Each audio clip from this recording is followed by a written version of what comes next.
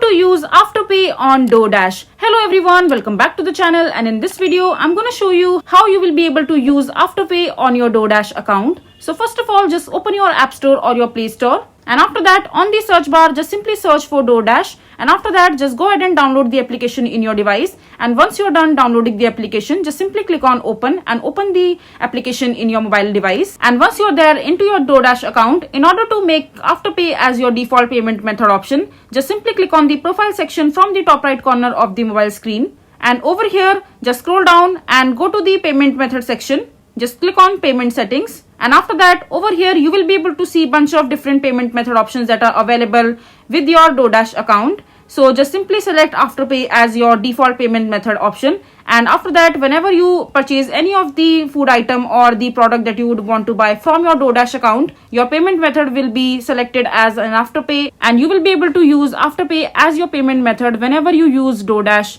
to make any purchase. So this is basically how you will be able to use Afterpay on DoorDash. I hope you find this video to be helpful. So that is it for this video. If you find this video to be helpful, make sure to hit that like button and don't forget to subscribe to our channel for more such informative videos, and I'll see you the next time.